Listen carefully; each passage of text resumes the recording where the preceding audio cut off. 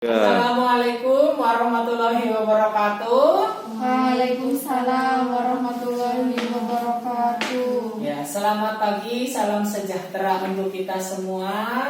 Apa kabarnya ibu-ibu? Baik Pak, Baik, ya. Alhamdulillah, luar biasa. Allahu Akbar. Ya, kami ucapkan selamat datang kepada ibu-ibu ya yang sudah meluangkan waktunya pada pagi hari ini. Kita dapat berkumpul di sini untuk belajar bersama ya Bu ya. Masih semangat ya Bu? Masih. Ya, masih pagi harus semangat ya Bu ya. Ya, sebelum kita mengawali kegiatan pada pagi hari ini, marilah kita berdoa sejenak menurut agama dan kepercayaan masing-masing. Berdoa dimulai.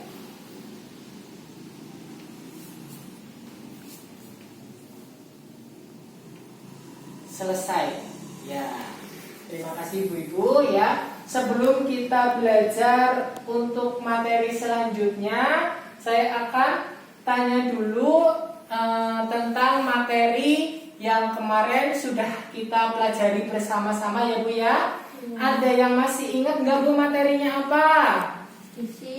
Gizi. Terus apa lagi? Ya, apa yuk? Pentingnya gizi dan pentingnya ibu menyusui ya.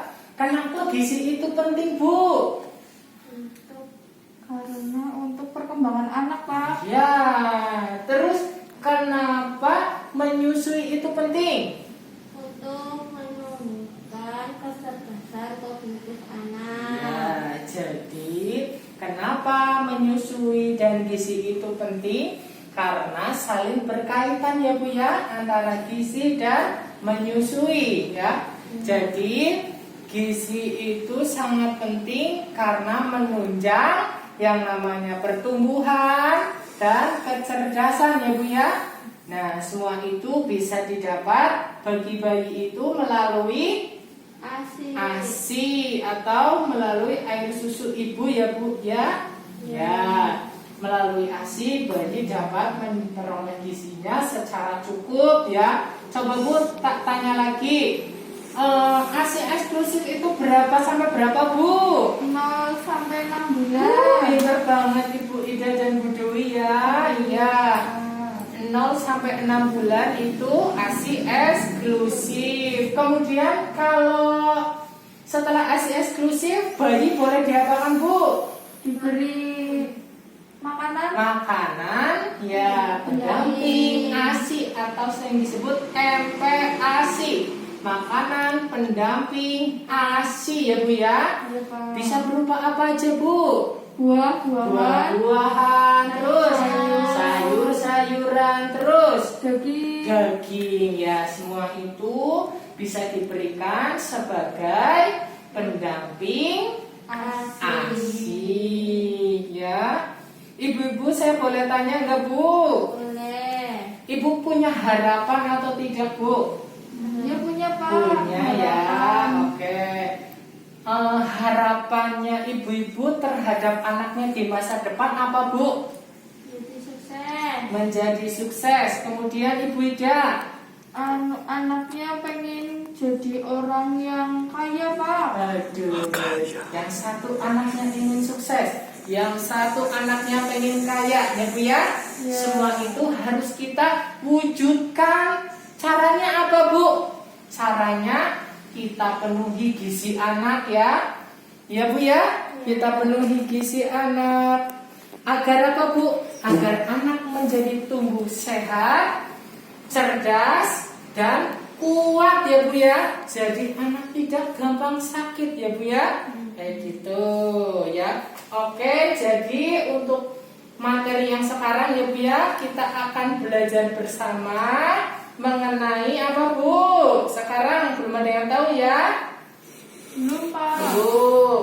Kita akan belajar tentang kesakitan pada anak yang dapat menyebabkan gangguan gizi. Ya, Di sini kita akan mempelajari tentang itu. Ada mulai dari cara pencegahan, cara penanganan, ya. Kita juga akan belajar tentang apa, Bu?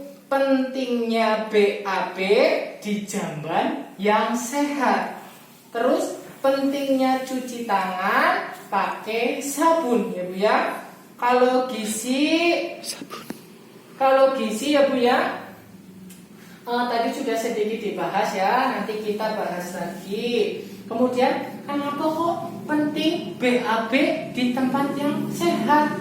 Alasannya kira-kira apa coba Bu? Biar tidak terkena penyakit. Iya, terus kenapa kok selain itu kita juga harus cuci tangan? Kira-kira bagaimana Bu?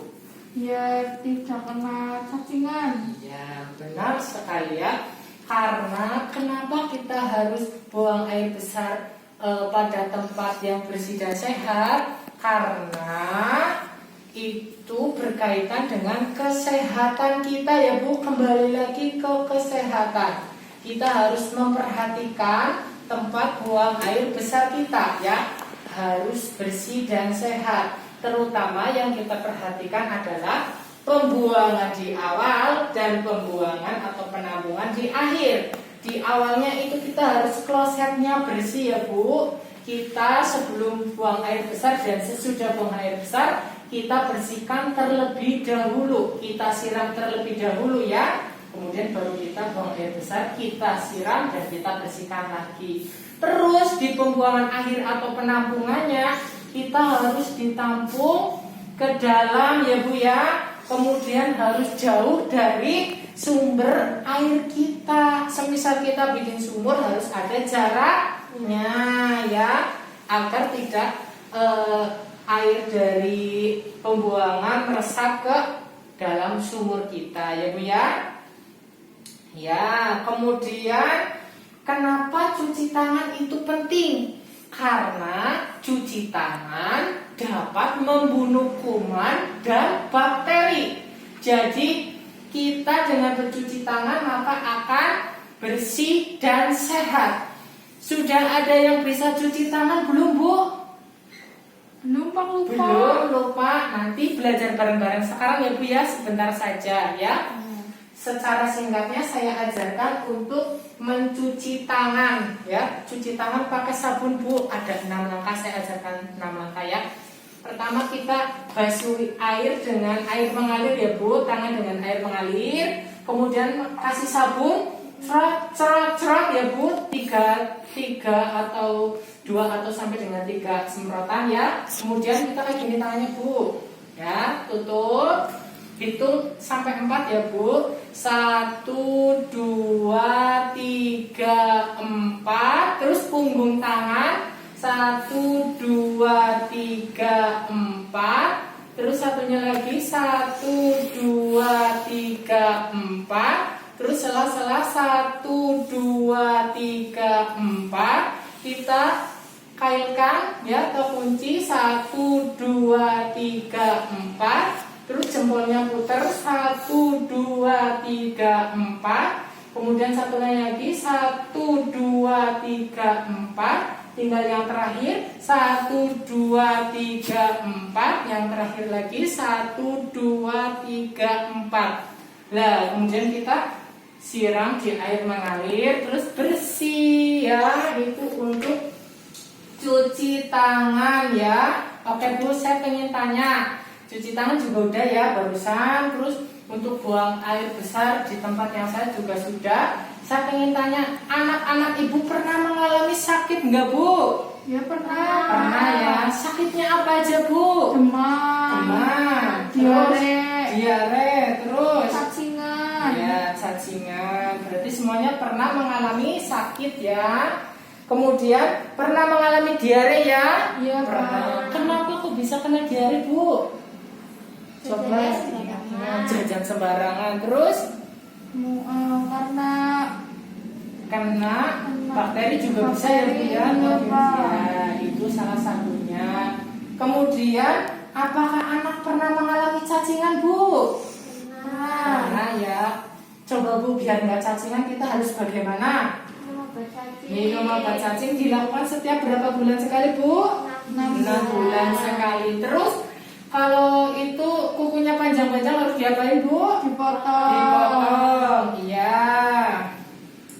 Kemudian apakah anak pernah mengalami malaria? Enggak, Pak. Jangan sampai ya, karena di sini bukan merupakan endemiknya ya.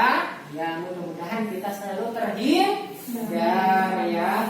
Kemudian di sini kenapa anak sakit ya? Karena kalau anak sering sakit itu dapat mengganggu pertumbuhan dan perkembangan anak ya. Karena gizi di sini harusnya untuk memenuhi kebutuhan suplai untuk ke otak, ya, untuk kecerdasannya, untuk pertumbuhannya. Kalau anak muda sakit, maka gizinya itu diserap untuk melawan penyakit, ya, sehingga gizi yang seharusnya untuk pertumbuhan dan kecerdasan otak digunakan oleh tubuh kita untuk melawan penyakit. Jadi pertumbuhan dan kecerdasannya pasti terhambat ya. Jadi kita harus memulai hidup kita dengan sehat agar semua itu dapat sehat ya Bu ya. Ya, terima kasih.